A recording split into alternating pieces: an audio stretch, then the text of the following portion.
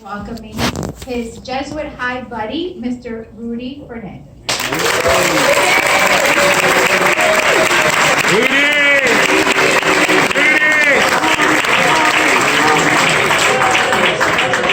It's a great pleasure and an honor to be here today.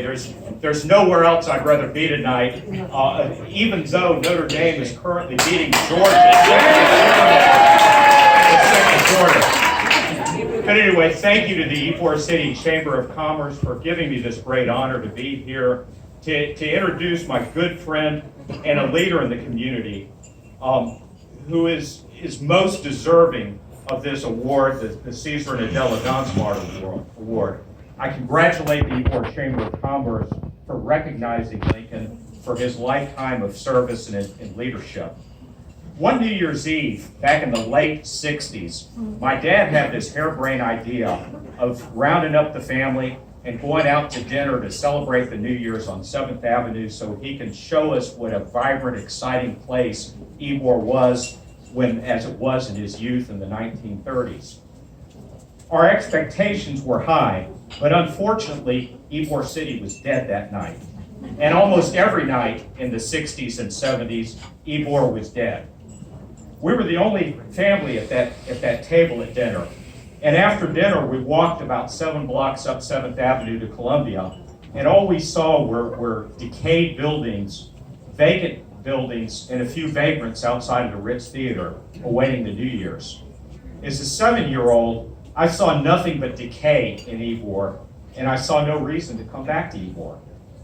Concurrent to this, the Gonzmart family had been operating the Columbia restaurant since 1905. But while their restaurant was struggling, and while I saw a decayed ghost town, the Gonzmarts saw something else.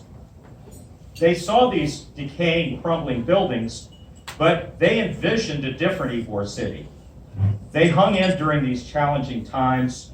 They invested their time and their resources. They worked with city government, and they gave, and they're still giving generously to this community. They envisioned the long-term future of these dilapidated buildings, and they envisioned a new and vibrant community. And today, their vision is paying off. During that same epoch that I was walking down 7th Avenue on New Year's Eve, there was a boy who recently immigrated from Cuba with his family who spoke almost no English and who attended OLPH school about 7 blocks from here.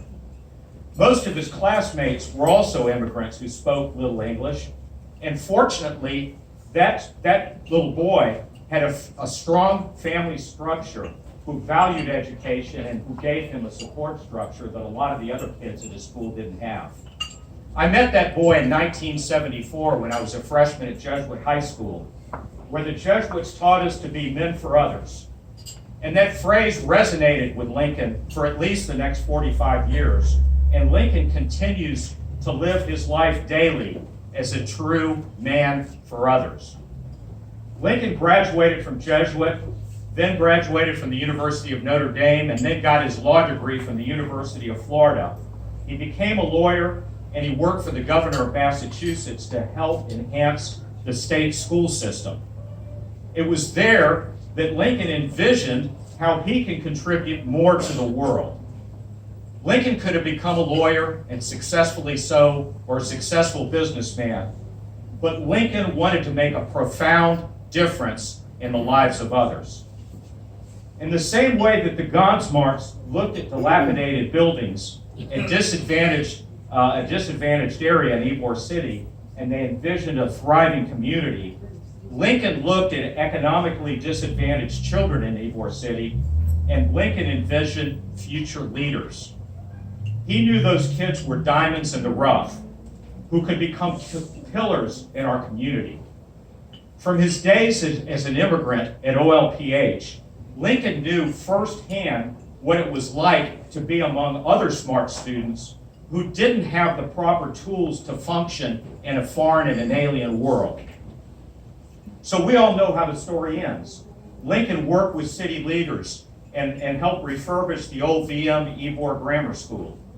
He sought out needy students in the community who needed that same support structure that Lincoln himself enjoyed only 6 blocks away and a generation earlier with his family and with OLPH School. And we all know about Academy Prep. They teach students grades 5 through 8. Those kids attend 11 hours a day, 6 days a week, 11 months a year. And they don't just learn athletics. They don't just learn academics. They learn about athletics, as we saw from our prayer earlier, where they learn about music, they learn athletics, they learn ethics, morality, understanding, judgment. They learn about life skills.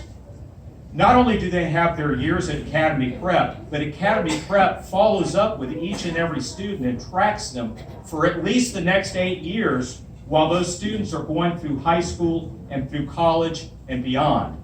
And right now, Academy Prep students from Ybor City have attended over 50 colleges and universities throughout the United States.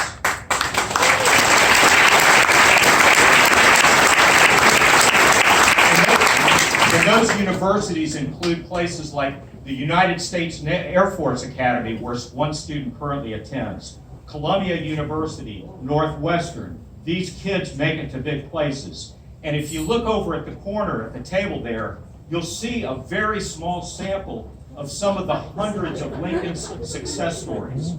Thanks to Lincoln, these young men and women who might otherwise have been ignored, who might have been left in the cracks, they are the future leaders of our community. But Lincoln didn't make them successful. Those young men and women made themselves successful. Lincoln simply provided them with the tools and the environment that most of the rest of us took for granted when we were younger and we were in grade school. I wish I had some time to tell you all the Lincoln stories. When I get together with all my Jesuit buddies, and there are many here to support them, we sit around and laugh, and we tell the story about New Orleans Airport and what happened there in the early 80s. We tell the story about what happened in Warsaw, Poland, and we even tell the story about his friend Boo Ray at the LSU Notre Dame game. But I'm going to skip those stories due to lack of time, I'm sorry to say. That's quite a tease. It is. That's the next meeting. But I will say, Lincoln, that you've made us all proud because you're a true man for others. While many of your peers are thinking and talking about retirement, you've recently ramped up your game by commuting daily. And when I say daily, I don't mean 5 days a week. I mean today, Lincoln was commuting to Lakeland to go to some kind of an event at Lakeland where Lincoln is committed to a new school. You're out fundraising regularly. You're out and about because you truly, passionately believe in your mission. And you are transforming lives one child at a time. Because of your vision, Lincoln, and your leadership, we will all feel the ripples of your dedication to Academy Prep and to kids like that for generations to come. And without further ado, I'd like to call on Andrea Gonzmart, who's going to present the award. Andrea.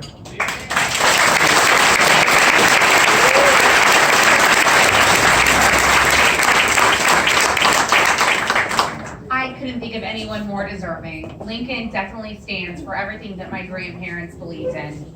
Giving our youth a great education, propelling them into a future that is going to set them up for success. It is my pleasure to give this award to Lincoln tonight.